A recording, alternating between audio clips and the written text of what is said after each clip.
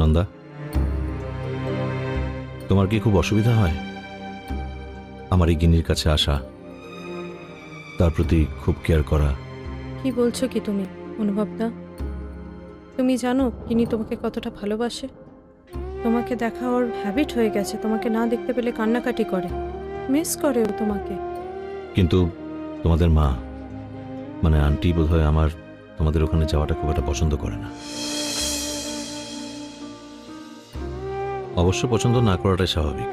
আমি যা করেছি তার জন্য তোমাদের যা যা হয়েছে, বলছি মাঝে মাঝে গিনিকে আমার কাছে পাঠিয়ে দেবে, অবশ্য যদি তোমার আপত্তি না থাকে। এভাবে কেন বলছো অনুভবদা? অফকোর্স আমি পাঠাবো, কিন্তু তুমি একটু প্লিজ নিজেকে এবার সামলাও অনুভবদা। তুমি নিজের অবস্থা দেখো, আমার সিরিয়াসলি তোমাকে এইভাবে দেখতে পারছি না। তোমার জামা কাপড়ের অবস্থা দেখো, তোমার চুল উস্কো খুস্কো হয়ে আছে, কি অবস্থা করে রেখেছো নিজের। দিদি চলে গেছে আজ এতদিন হয়ে গেছে, এটা বলা তো দূরের কথা, আমাদের মানতে খুব কষ্ট হয়েছে দাদা, কিন্তু এটাই সত্যি, দিদি আর নেই। দিদি আমাদের সবাইকে ছেড়ে চলে গেছে, আর এটা জানার পরও তুমি আর কত অত্যাচার করবে? নিজেই বলছো এসব দাদা, কি বলছো? তুমি তো নিজেই বলতে যারা মেন্টালি উইক হয় তারা এই ধরনের কথাবার্তা বলে, আর সেই তুমি আজকে এই ধরনের কথা বলছো। তারা সত্যিটা মেনে নিতে পারে না বলে নিজেদেরকে মিথ্যে বোঝায়, আর তুমি আজকে এই ধরনের কথা বলছো। আমি জানি না নন্দা, আমি সত্যিই জানি না। আমার মাথার মধ্যে যেন সারাক্ষণ নদীর পার ভেঙে চলেছে, পাগল পাগল লাগে, আমার অস্থির লাগে। আমি জানি না আমি কি করব, মনে হয় যেন সবটা ভুল, আমি ভুল করছি। আনন্দী আছে কোথাও, আরো আসবে, একদিন না একদিন আনন্দী ঠিকই ফিরবে, ফিরতেই হবে ওকে। আমার উপর অভিমান করে আনন্দী কোথাও লুকিয়ে আছে, কিন্তু একদিন ঠিকই ফিরবে ও।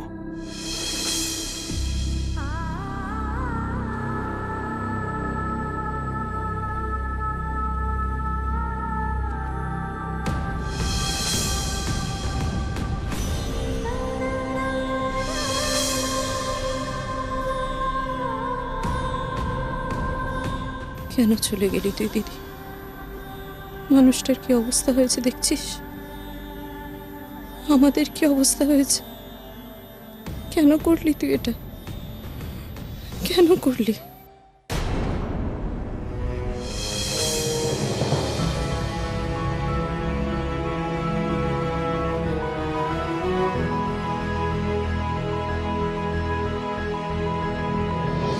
এই রুবি, রুবি, আরে এই রুবি। হ্যাঁ হ্যাঁ কে? আরে আমি রে, আমি। হ্যাঁ বল। শোন না কি বলছি, সিনেমা দেখতে যাবি? পেশেন্ট ফেলে সিনেমা দেখতে? এই কেস খাবি নাকি? আরে দূর, ছাড় তো, তোর পেশেন্ট এখানে কোমায় পড়ে রয়েছে রে, আর তাছাড়া তুই এখান থেকে করবিটা বাকি। আর তুই জানিস আজ মেট্রন মাসি হাফ ছুটিতে রয়েছে, আবার হসপিটালেও মাত্র 3 জন ডাক্তার রয়েছে, কেউ টের পাবে না। চল না।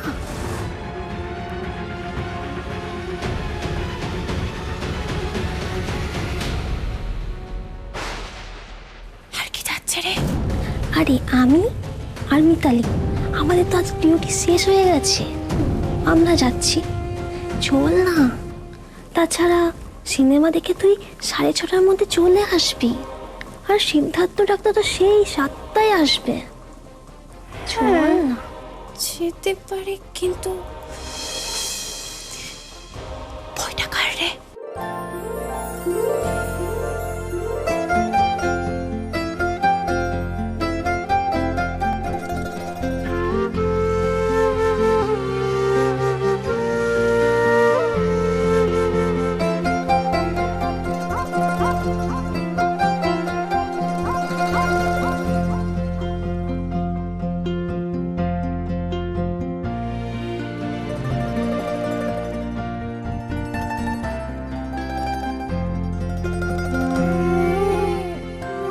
সূচনা,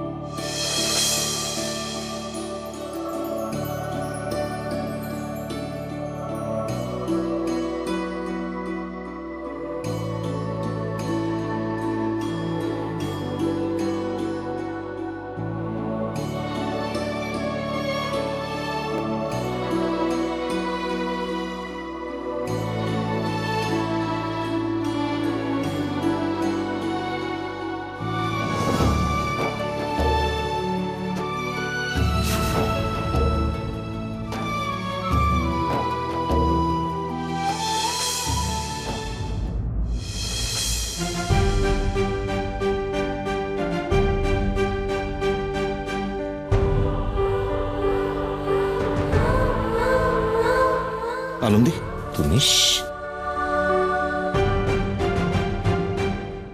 গিনি ঘুমোচ্ছে, জেগে যাবে। তুমি এখানে, আমি কি ঠিক দেখছি নাকি তুমি আবার আমাকে মিথ্যে স্বপ্ন দেখাচ্ছ আনন্দী? মিথ্যে স্বপ্ন অনুভব, মিথ্যে স্বপ্ন তুমি আমাকে দেখিয়েছ, আর আমি সেটা বোকার মতন বিশ্বাসও করেছি।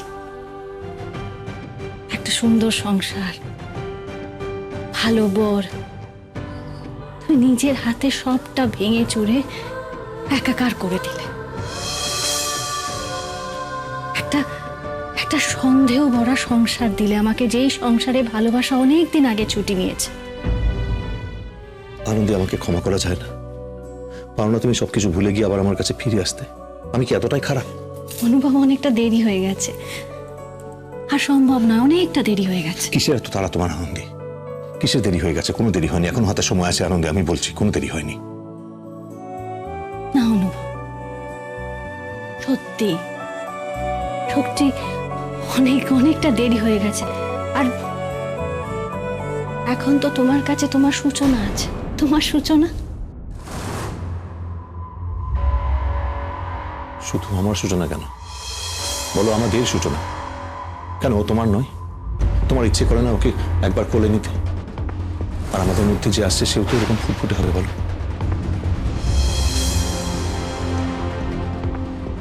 সে হারিয়ে গেছে অনুভব। কোথায় হারিয়ে গেছে? সে হয়তো আমাদের ভালোবাসার প্রতীক ছিল না, ছিল সন্দেহে। তাই